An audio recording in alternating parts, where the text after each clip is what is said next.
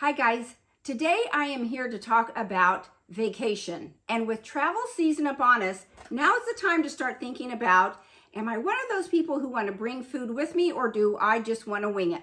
Of course, I'm not a person who likes to wing it. I'm very controlled and I like to have a good plan for everything I do. I'm much more comfortable internally when I've got a good plan. I'm going to talk more about traveling by plane today. Traveling by car, it's a different ball game, much easier, but traveling by plane can pose a few hurdles, but not impossible. So what I like to do when I travel is try and bring the most of my meals that I can during the day. I allow myself one meal out. That's usually with the fresh vegetables and fresh protein. Otherwise, I can really pretty much get by for my other two meals of the day. So let me tell you what I do. I try to start out with maybe an instant unflavored oats. I bring baggies of a couple of tablespoons of ground flaxseed, as well as a carton of blueberries. Now, oftentimes I will tell you, we put our produce in these little bags that the grocery store has. I save those and I will put my blueberries in those in my suitcase so nothing happens to it. And blueberries is something that can stay pretty safe throughout a travel day, so I'm not too worried about that.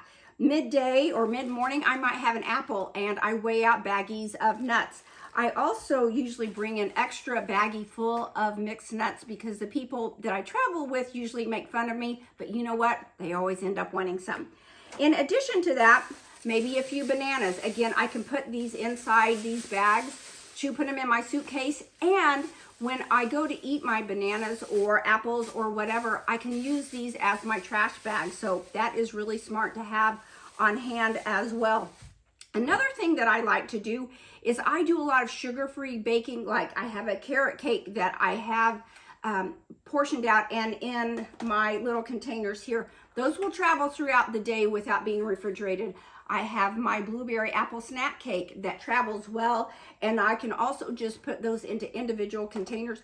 Those are great for during the day for traveling. They'll last for several hours, and then I always make sure I have a refrigerator in my hotel room. And then when it comes to protein, that can be a little trickier. I like these little packets of tuna. You can just rip them open and use a plastic disposable fork to eat if you're desperate. I don't love jerky, but sometimes that is something that can help in a pinch. And I look for kinds that are grass-fed, sugar-free, high protein with very minimal ingredients. That's just a few things that you can do to get you up until dinner time. One of the other things I do, because my salads are so important to me, I might eat this big green salad. I make up 10 of these. Most of you that know me know that I am big on making salads. So I might eat that in the car on the way to the airport during breakfast time if I know that I would not be able to get it in any other time during the day. So that's a tip for that. And if you don't want to make your oatmeal in the hotel room with just some warm water, if you want to pre-make it, those should last okay traveling. Again, use these plastic storage bags.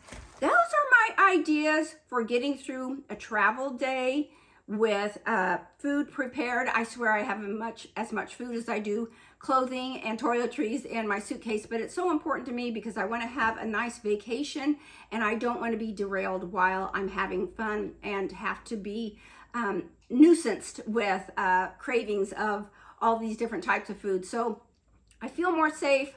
My belly feels better. I enjoy myself more when I can have a little bit more control about what I'm eating during the day.